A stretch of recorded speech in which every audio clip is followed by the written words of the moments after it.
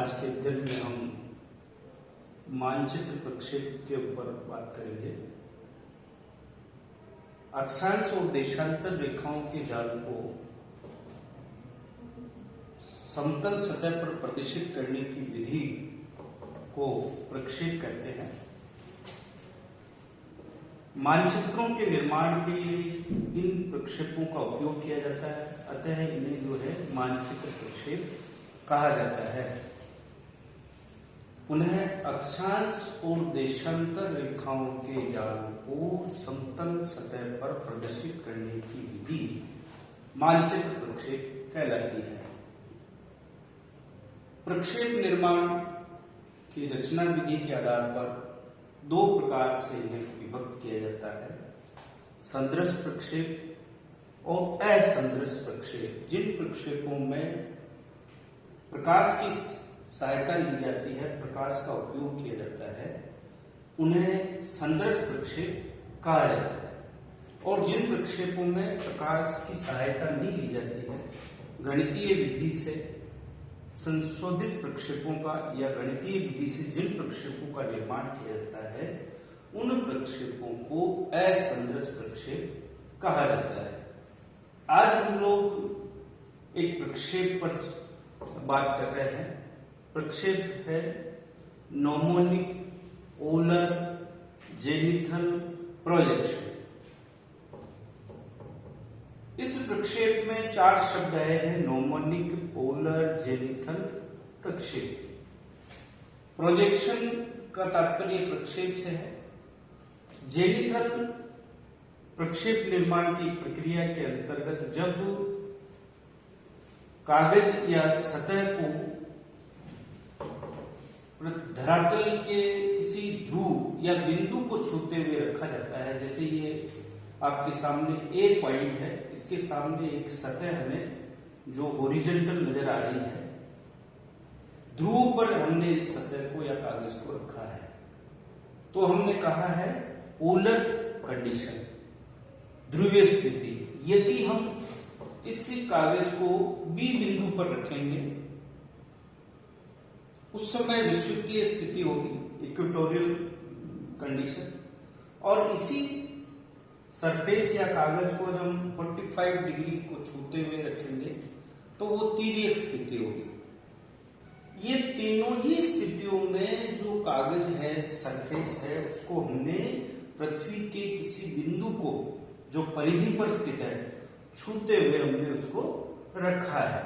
तो तीन स्थितियां हैं: पोलर, जिसको ध्रुवीय स्थिति कहा गया, तिर्यक 45 डिग्री पर यदि हमने रखा तो, और विषुवत रेखा को छूते हुए रखा तो विषुवतीय प्रक्षेप है।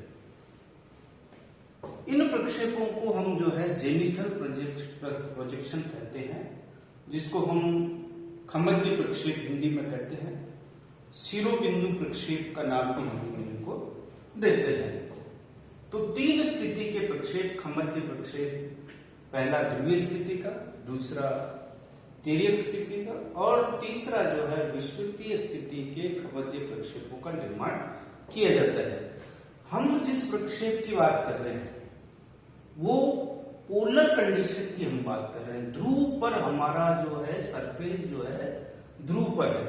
ए बिंदु को 90 डिग्री जो उत्तरी अक्षांश रेखा है, जो उत्तरी ध्रुव है, उसको छूते हुए हमने सरफेस को रखा है। तो ये पोलर कंडीशन है। जेनिथल का मैंने बताया कि पृथ्वी की परिधि को छूते हुए हम सरफेस रख रहे हैं, वो सभी प्रक्षेप खमध्य प्रक्षेप। सबसे पहले जो शब्द आया है नोमोनिक, जिसको हम कहते हैं हिंदी में केंद्रीय। इस प्रक्षेप के निर्माण में केंद्र में प्रकाश की व्यवस्था की गई। वो बिंदु जो आपके सामने है, वहां प्रकाश के स्रोत को रखा गया, इसलिए हमने इसको केंद्रीय ध्रुवीय खमध्य प्रक्षेप कहते हैं। इंग्लिश में कहते हैं नोमोनिक पोलर जेनिथल प्रोजेक्शन। केंद्रीय स्थिति, प्रकाश की व्यवस्था केंद्र में की गई। इसमें दो प्रक्षेपों का और निर्माण होता है। पहला है केंद्रीय ध्रुवीय खमध्य प्रक्षेप। दूसरी स्थिति में प्रकाश जो है ओ से बिल्कुल ए बिंदु से बिल्कुल अपोजिट दक्षिणी ध्रुव पर यदि हम प्रकाश को रखेंगे तो वो हो गया त्रिविम स्थिति, जिसको स्टीरियोग्राफिक पोलर जेनिथल प्रोजेक्शन का निर्माण होगा। प्रकाश जो है ये जो वृत्त हमने बनाया है AB का जो चाप है उसी को आगे बढ़ाते हुए, तो जब प्रकाश दक्षिणी ध्रुव पर होगा तो वो स्टीरियोग्राफिक प्रोजेक्शन का निर्माण होगा, उसको हम कहेंगे स्टीरियोग्राफिक पोलर जेनिथल प्रोजेक्शन। दूसरा प्रकार। तीसरे प्रकार में हम फर्स्ट स्थिति में केंद्र में प्रकाश था, द्वितीय स्थिति में परिधि पर था, तीसरी स्थिति में यदि प्रकाश अनंत स्थिति में यानी पृथ्वी की परिधि से दूर जब प्रकाश का स्रोत होगा और यहां से प्रकाश जो है अक्षांश देशांतर रेखाओं के जाल को प्रक्षेपित करते हुए प्रक्षेप का निर्माण करेगा, तो हम कहेंगे अनंत ध्रुवीय खमंदीय प्रक्षेप। तो तीन तरह के प्रकाश की स्थिति के आधार पर तीन प्रकार के ध्रुवीय प्रक्षेप हो गए।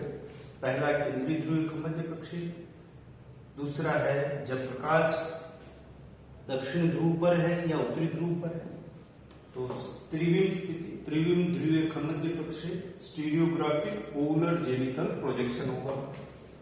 और यदि प्रकाश दूर है तो अनंत ध्रुवीय खमंदीय प्रक्षेप, ऑर्थोग्राफिक पोलर जेनिथल प्रोजेक्शन होगा। ये तीन प्रक्षेप जो है प्रकाश की स्थिति के आधार पर बनते हैं। हम आज जिस पे चर्चा कर रहे हैं वो है पहला नॉर्मोनिक पोलर जेनिथल प्रोजेक्शन।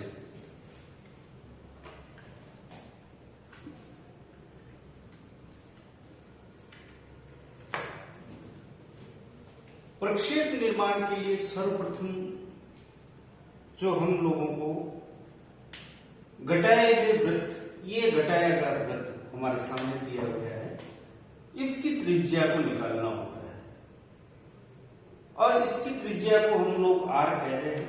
प्रक्षेप निर्माण की पहली जो प्रक्रिया, कोई भी प्रक्षेप बनाएंगे उसमें घटाए गए वृत्त का अर्धव्यास निकालना है, जिसे हम R कह रहे हैं। और R निकालने का सूत्र है पृथ्वी का वास्तविक अर्धव्यास, जो आपके सामने दिया गया है 635 और 6 जीरो। पृथ्वी के वास्तविक अर्धव्यास 635 और 6 जीरो हमने क्यों किया? क्योंकि हम मान रहे हैं कि 6350 किलोमीटर हमारी पृथ्वी का अर्धव्यास है। उसको हमने सेंटीमीटर में बदला है तो 5 जीरो लगाइए। 6350 किलोमीटर को जब सेंटीमीटर में बदला तो ये सेंटीमीटर में आ गया, 5 जीरो लगा के हमने सेंटीमीटर में बदला है।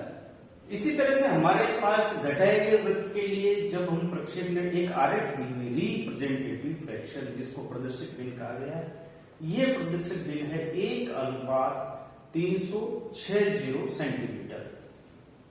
उस आरेख का जो है हर हमने इसमें नीचे लिया है, सूत्र में हमने दे रखा है आरएफ का हर 360। इन दोनों को जब हमने गणितीय दृष्टिकोण से हल किया तो हमारा जो आर आया है 2.1 सेंटीमीटर। उस 2.1 सेंटीमीटर का आर लेके हमने ओ और बी रेखा खींची त्रिज्या। इस ओ को केंद्र मानते हुए हमने एक वृत्त का निर्माण किया। उस वृत्त में का केंद्र O है। उस केंद्र को मानते हुए हम 15 डिग्री के इंटरवल पर बी बिंदु से ही, केंद्र O है, 15-15 के अंतराल पर कोण का निर्माण करेंगे। 15, 30, 45, 60, 75 और 90 डिग्री 15-15 के अंतराल पर हमने कोण बनाए और वो कोण जो है परिधि पर जाकर स्पर्श कर रहे हैं। 15, 30, 45, 60, 75 ये जो कोण है इनसे हम कह रहे हैं कि प्रकाश जो है केंद्र में है। वो प्रकाश से जो किरणें निकल रही है वो सीधी किरणें होती है। वो सीधी किरणें ये जो 15, 30, 45, 60, 75 के जो हमने कोण डाले उनके सहारे आगे बढ़ते हुए ए को जो स्पर्श करते हुए हमने जो एक सरफेस ये रखा है, उस सरफेस पे जाकर ये जो है इन बिंदुओं पर टच कर रही है।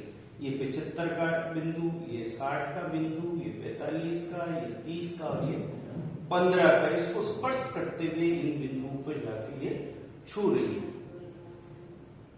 ये जो छू रही है ये जो ध्रुव से जो है इन अक्षांशों की दूरियां है। ये 75 की दूरी ए से, ये 60 की दूरी ए से, ये 45 की दूरी, ये 30 की दूरी और ये 15 डिग्री अक्षांश रेखा की दूरी। ये सबसे पहले प्रक्रिया हमें एक छोटा डायग्राम बनाना है। इस डायग्राम की सहायता से हम अक्षांश की ध्रुव से दूरी का निर्धारण कर पा रहे हैं। हमारे सामने दिया हुआ है एक्सटेंशन विस्तार 15 डिग्री से 75 डिग्री नॉर्थ। उसी के आधार पर हमने इन अक्षांश रेखाओं का निर्माण किया। ये सामने आपके वृत्ताकार एक आरेख चित्र दिया हुआ है। ये जो है नॉर्मोनिक पोलर जेनिथल प्रोजेक्शन का निर्माण किया गया है। इस प्रक्षेप में सबसे पहले जो हमें जो करना है, O और B की दूरी लेकर सबसे पहले एक O को केंद्र मानते हुए हॉरिजॉन्टल और वर्टिकल एक लाइन डालनी है। O को केंद्र मानते हुए एक बिंदु कहीं O रख दीजिए और एक लाइन AB खींचिए, उसके बीच में वो बिंदु होगा और उस AB लाइन को दो भागों में विभाजित करते हुए हम जो है वर्टिकल लंब डालेंगे। O को केंद्र मानते हुए हम जो है सबसे पहले O A बिंदु से 75 की दूरी लेंगे, A से 75 की दूरी चाप भरेंगे और एक वृत्त का निर्माण करेंगे। ये वृत्त जो है 75 डिग्री अक्षांश रेखा को बताएगा। A से 60 की दूरी का जो चाप लेंगे और O को केंद्र मानते हुए एक वृत्त का निर्माण करेंगे। ये 60 डिग्री अक्षांश रेखा को बता रहा है। इसी तरह से A से 45 की दूरी का चाप भरेंगे और O को केंद्र मानते हुए एक वृत्त का निर्माण करेंगे। ये वृत्त जो 45 डिग्री अक्षांश रेखा को प्रदर्शित कर रहा है। A से 30 डिग्री का चाप लेंगे और O को केंद्र मानते हुए एक वृत्त का निर्माण करेंगे जो 30 डिग्री अक्षांश रेखा को बताएंगे। केंद्र O ही है। ये सारे सकेंद्रीय वृत्तों का निर्माण हो रहा है, यानी एक ही केंद्र से निर्मित वृत्त है। इसी तरह से A से 15 डिग्री की दूरी लेंगे, O को केंद्र मानते हुए एक वृत्त का निर्माण करेंगे जो 15 डिग्री अक्षांश रेखा को प्रदर्शित कर रहा है। अब देखिए, इसमें हम लोग 0 डिग्री अक्षांश रेखा नहीं बता पा रहे क्योंकि प्रकाश की किरण जो है O से B लाइन के सारे आगे बढ़ जाएंगे और हमारा सरफेस भी इसके पैरेलल चल रहा है, समानांतर। तो दोनों का जो है मिलन अनंत तक नहीं होता है, दोनों ही एक दूसरे के समानांतर है। OB और A से निकलने वाला जो है हमारा जो सरफेस है, कागज है, जिसको हमने ध्रुव को छूते हुए का। अतः इस प्रक्षेप में 0 डिग्री अक्षांश रेखा का निर्माण नहीं होता। ये जो वृत्ताकार है ये हमारी अक्षांश रेखाएं हैं। 15 degree, 30 degree, 45 degree, 60 degree, 75 degree और जो पॉइंट है बीच में वो 90 डिग्री उत्तरी ध्रुव का पॉइंट है, यानी 90 डिग्री उत्तरी अक्षांश हमारी है। इन अक्षांशों के निर्माण के बाद में हम जो है देशांतरों का निर्माण करेंगे। केंद्र को मानते हुए हम जो है सबसे पहले ये हमारा जो पहले हमने खड़ी लाइन डाली थी, ये हॉरिजॉन्टल लाइन है। खड़ी ऊपर 180, नीचे 0, हॉरिजॉन्टल पे ईस्ट की तरफ 90, वेस्ट की तरफ भी 90। उसके बाद में हम जो है इस लाइन के 15-15 डिग्री के अंतराल पर कोण बनाएंगे। वृत्त की जो परिधि है उसको 15-15 डिग्री के अंतराल पर विभाजित करेंगे। विभाजन के बाद में हम सबसे पहले साउथ में 0, 15, 30, 45, 60, 75, 90, 105, उत्तर 180 आएगा। ईस्ट में भी इसी तरह से नामांकन जो है 15 से 30, 45, 60, 75, 90, 180, 120 करते हुए हम जो है इन देशांतरों का नामांकन करेंगे। यानी एक ही केंद्र से विकिरत लाइनें निकली हुई जो लाइनें हैं 15-15 डिग्री के अंतराल पर, यानी हमने इस वृत्त की जो परिधि है उसको 15-15 डिग्री के कोण के अंतराल पर हमने विभक्त किया। इधर लिखेंगे ईस्ट, वेस्ट, ये जो है नॉर्थ, उत्तरी ध्रुव का बना हुआ है। इस तरह से जो हम नॉर्मोनिक पोलर जेनिथल प्रोजेक्शन का निर्माण करेंगे। ये प्रक्षेप है। इस प्रक्षेप की कुछ विशेषताएं हैं, किन क्षेत्रों में ये उपयोग में आता है। हम यदि इसको देखें, सबसे पहले अक्षांश रेखाएं वृत्ताकार है। दूसरा है अक्षांश रेखाएं सकेंद्रीय वृत्त होती है। 90 डिग्री अक्षांश रेखा एक बिंदु के रूप में है। 90 डिग्री अक्षांश जो ध्रुव है उससे दूर जाने पर अक्षांश रेखाओं के बीच की दूरियां बढ़ती जा रही है। जितना हम ध्रुव से दूर जाएंगे अक्षांश रेखाओं के बीच की दूरियां बढ़ती जा रही है। 0 डिग्री अक्षांश रेखा का निर्माण हम इसमें नहीं कर पाए क्योंकि वो जो है ओबी लाइन जो विषुवत रेखा है वो इसके समानांतर चलती है। अक्षांश और देशांतर रेखाएं एक दूसरे को समकोण पर काट रही है। 165 ध्रुव से मिलाते हुए देशांतर रेखा, उसको प्रत्येक अक्षांश रेखा को ये जो है 165 डिग्री देशांतर समकोण पर काट रहा है। देशांतर रेखाएं एक ही केंद्र से निकली हुई रेखाएं हैं। देशांतर रेखाएं ध्रुवों पर आकर मिल रही है, स्पर्श एक दूसरे से मिल रही है। जो ही ध्रुव से दूर जाते हैं देशांतर, 2 देशांतरों के बीच की दूरियां बढ़ती जाती है। प्रत्येक देशांतर रेखा के बीच में दूरियां समानांतर है, समान है। इनके बीच की दूरियां समान है, जबकि अक्षांश रेखाओं के बीच की दूरियां समान नहीं है। किन क्षेत्रों के लिए यह प्रक्षेप उपयोगी है? इस प्रक्षेप में केवल एक ही गोलार्ध का चित्रण किया जा सकता है, चाहे उत्तरी गोलार्ध या दक्षिणी गोलार्ध। यदि हमें उत्तरी गोलार्ध का चित्रण करना है तो हम उत्तर में सरफेस को रखेंगे ए बिंदु पर, और यदि दक्षिणी गोलार्ध का चित्रण करना है तो हमें दक्षिणी गोलार्ध, यानी एक ही गोलार्ध का प्रदर्शन होता है। अब देखिए इस प्रक्षेप में जो जो हम दूर जा रहे हैं ध्रुव से, अक्षांश के बीच की दूरियां बढ़ती जा रही है, यानी क्षेत्रफल डिस्टर्ब होता जा रहा है, क्षेत्रफल में विकृति आ रही है। तो हम यदि